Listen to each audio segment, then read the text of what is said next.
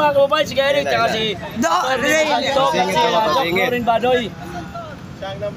Ayan. Makakapanayam natin si ano. Bidyon mo ng maayos. Ayo si Sir.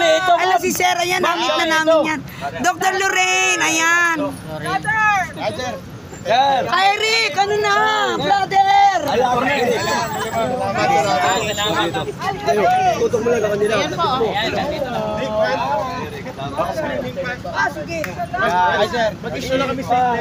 Sige. Sige. Ayan mga kababayan. Eric, namiss ka namin. Nasaan na itong live ko?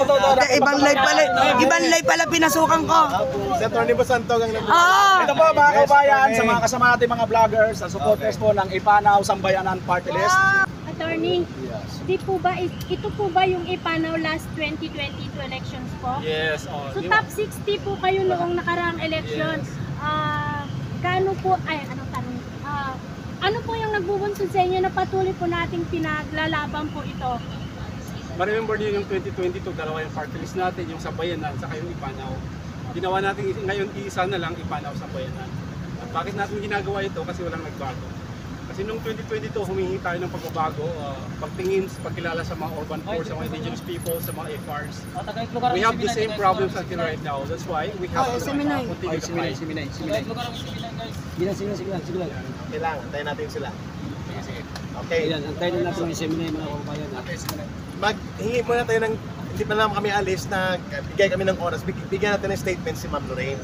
Para marinig nyo rin kung bakit siya sumama sa Ipanaw Sambayanan, and then mamaya magdadagdag kami sa katanungan nyo. Salamat na napakinggan nyo kami. Gusto ko sanang dagdagan yung sinabi ni Attorney Marlon kasi napakahalaga noon. Yung sinabi niya na ito yung totoo, ito yung party list natin kasi napakahaba ng biyahe natin. Napakahaba, akala natin matatapos na yung pala hindi, di ba? So, yung totoo lang, sa totoo lang, marami ang lumapit sa Ipanaw Sambayanan. Hindi talaga nag-timing ng asawa ko. Maraming lumapit sa Ipanaw Sambayanan na nag-offer ng pera para sila ang umupo bilang party list nominee. Pero hindi naman nila talaga, wala namang track record ng pinaglalaban natin, yung advokasya natin para sa bayan. So, tinurn down nila yon, millions and millions of pesos yon. So, gusto ko din yung sinabi ni attorney na magkakakilala tayo. Matagal na natin itong ipinaglalaban, di ba? Para sa akin, multi-sectoral kasi ito. So, nung naupo ako sa KPRRD noon, nalaman ko na napakakonti pala nung alam ko tungkol sa mga kapatid nating katutubo. At nang dahil dyan, napaka-komportable ng buhay natin sa city, pero pala, nagdadanak na pala ang dugo sa kanayunan. Mga 60 to 90% ng NPA ay galing sa mga kapatid nating katutubo. Ang ibig sabihin nun, napakaraming buhay ang binasak ng CPP, NPA, NDF ng mga kapatid nating katutubo. Na habang tayo, masaya tayo dito, hindi natin alam, ay grabe yung buhay nila. Pinagpapatay sila sa harap ng mga anak nila, nagugutom sila, etc. So nung nagpunta ako doon, nung sa maikling stint ko sa gobyerno, umaakit ako sa ancestral domains, nakita ko ang kahirapan na ngayon ko lang nakita sa buong buhay ko. So pag humaharap ako sa kanila, no, nakita ko talaga na even though yung CPP ay napakalaki ng kapahamakan na ginawa niya sa kababayan natin, hindi mo siya maikumpara sa isang gobyerno na hindi nagsisilbi.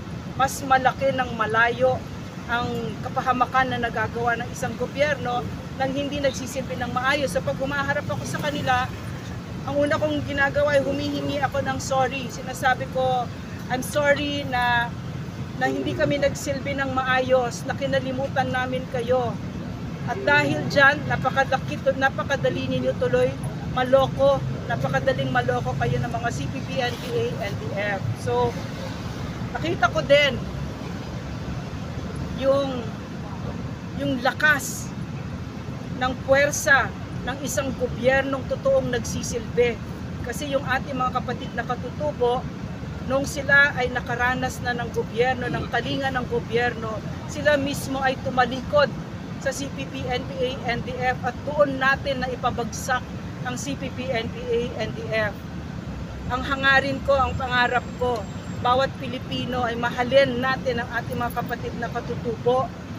At pag dumating yung panahon na wala na kayo nakikitang pagkakaiba sa kanila, aangat ang Pilipinas kasi sila yung pinaka nasa ibabaw. Kapag naiangat natin sila, buong Pilipinas aangat. Dapat mamahalin talaga natin sila kasi sila mga national treasures. Kung ano yung kultura ng Pilipino na hindi nahawakan ng mga dayuhan, sila yan. No? At kasama din dyan sa advokasya natin yung pagwasak ng CPP, NPA, NDF. So, siguro tutuloy na lang ni Eric, no? Kung ano yung susunod pa. Thank you, ma'am. Maraming salamat kay Ma'am Lorraine Badoy, kay Atty. Marlon Busalto. Si Ka Eric po ito, mga kababayan, ito po ang totoong pwersa ng tunay na party list. Sapagkat ito po ang party list na hindi kontrolado ng kontraktor, hindi kontrolado ng sinumang malalaking bundap ng mga politiko na may malalaking pondo. Ito po ang party list na tumatayo sa tatlo at mahalagang bagay. Number 1, ang Ipanaw Sambayanan po ay magiging boses ng ordinaryong mamamayan, mga katutubo, kabataan, kababaihan, mga manggagawa, mga magsasaka at magbubukid sa pamamagitan po ng legislative agenda, hindi ng ayuda. Ang ayuda po ay obligasyon ng gobyerno, hindi para bumili ng loyalty ng mamamayan. So may ayuda o wala, titindig po ang Sambayanan at ang Ipanaw na nag-merge ngayon para ang boses sa pamamagitan ng batas. Kasi ang Kongreso ang papasukan namin ni Atty. Busalto, yung number 1 natin na nominee, then Dr. Lorraine Badoy yung number 2 at ako sa number 3, batas po at mga oversight function sa pag-review ng programa ng gobyerno ang ating gagawin. So, una sa lahat, multisectoral, pero ang sentro at puso nito ay ang mahigit 20 milyon na katutubo na hanggang ngayon walang tunay na representasyon sa gobyerno at lalo na sa Kongreso. Ginagamit sila para sa pagmina ng mga ginto, tanso at mahalagang mineral, tagapagtaguyod ng bundok, ilog at kagubatan at mga kalikasan at patrimonya. Pero sila ang pinakamahihirap, milyon-milyon sa kanila. Kaya kami nagsama-sama. At ginamit po namin yan nung ako'y nasa NPA. Ang kanilang kahirapan, niloloko namin sila, ginagamit namin ang galit nila sa lipunan at pamahalaan upang i-recruit instead na maging bahagi sa paglalakbay ng pagbabago at magtiwala na kayang mabuo ang mabuting pamamahala, ay ginamit namin sila. Ang mga anak nila at ang kanilang lugar, pinugaran namin. Mabuti dumating ang isang presidente ng pangalan niya, Rodrigo Duterte.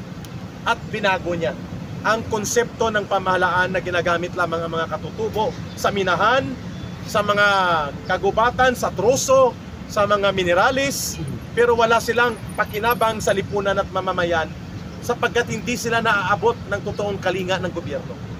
Yun po ang dahilan kung bakit tumalikod kami sa NPA, sa CPP at sa NDF. Kaya kami nagsama-sama. Pangalawang agenda ng Ipanaw Sambayanan ay sasama kami. Dito kami magkakaroon ng partnership sa Armed Forces of the Philippines, sa Philippine National Police para tapusin na ang iba't ibang pamamaraan ng pangguguyo, panloloko at pangwawasak ng CPP, NPA, NDF sa ating bayan. Bagamat 90% ng kanilang armadong teroristang grupo ng NPA wala na, ang kanilang mga operatiba at mga recruiter, financier, at ang kanilang mga tagapagtakip at tagapagtaguyod upang humaba ang buhay ng komunistang terorista ay nagtakbo pa ng 11 na senador at mayroon pang mga party list na naiwan. At ito po ang pinapababayaan ngayon ng gobyerno, hindi na sila pinapansin, pinupunduhan pa at ginagamit para sa mga maruruming laro ng politika upang wasakin ang totoong mga lider ng bayan, kagaya ng mga Duterte na namuno ng tama sa ating bayan. Hindi kami para sa Duterte, para kami sa tamang pamumuno sa pamahalaan. Kaya kami tumitindig sa brand of leadership na ipinakita ni Pangulong Duterte at ngayon ipinagpapatuloy ni Sara Duterte. Kung nagkataon man na mag-ama ang dalawa, subalit sila ang representasyon ng tamang pamamahala para sa kapayapaan, kaunlaran, pag-iral ng batas, at paglinis ng pamahalaan, anong problema kung sila ang maging representasyon nito? Kasi naipakita nila sa history at record nila. So kami po ay titindig doon sa totoong lumaban, sa CPP, NPA, NDF. Ang ibig sabihin ba, may naiwan pang galamay ng terorista sa loob ng ating kongreso? Yes, 3 pa. Ngayon, at sila ay kumakamal ng limpak-limpak na milyones mula sa pundo ni Martin Romualdez at ng kanilang grupo upang mag-atake sa mga political enemies nila.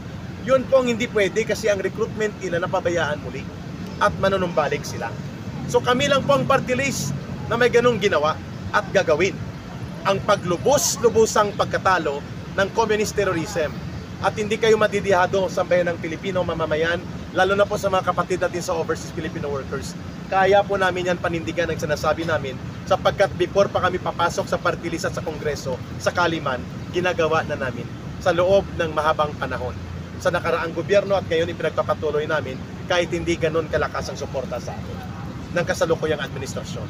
Number 3, kami po ang mananawagan na dapat ang kongreso, pag pumasok man kami at palarin, ay hindi dapat pugad ng mga buhayang politiko na parang pagmamayari nila ang pondo ng gobyerno. Ang unang panawagan namin, ang kongreso dapat ay example ng transparency sa gobyerno. Ang lahat ng pondo at lahat ng mga ginagasto at lahat ng mga proyekto, including flood control project, ay dapat nire-report ng COA at ng kongreso sa taong bayan. Walang mali sa gagawin dapat yan. Lalo na po ang tinatawag na expenditures at ang mga pondo na ang hinihingi lang, certification lang, papel lang. At alam natin na ibinubulsa ito nila.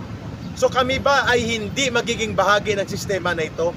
Yes, tatanggap kami ng pondo pero gagamitin sa tama at hayag at lantad, hindi para ibulsa. Klaro tayo doon. Ikukwenta dapat sa taong bayan yon. Ito po yung tinatawag nating kampanya na hindi nyo pera yan, pera ng taong bayan yan. So kung may pondo man kami matatanggap sa loob ng kongreso, lahat ng kongresman at mga senador, magpapasa kami ng paninindigan, patakaran at resolusyon.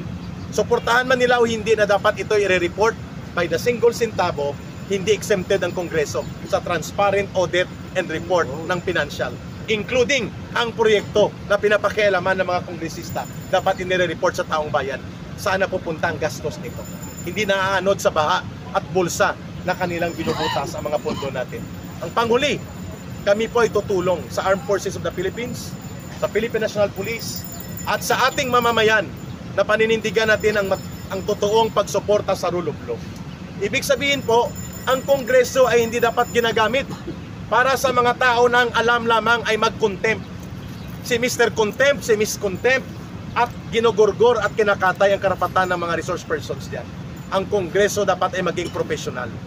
Ito dapat ay sadlak at paninindigan sa pagtatanggol ng karapatan ng bawat mamamayan.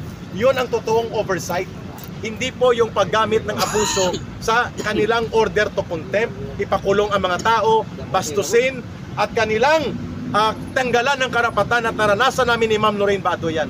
And we believe Atty. Busantog is courageous and experienced enough to stand for that.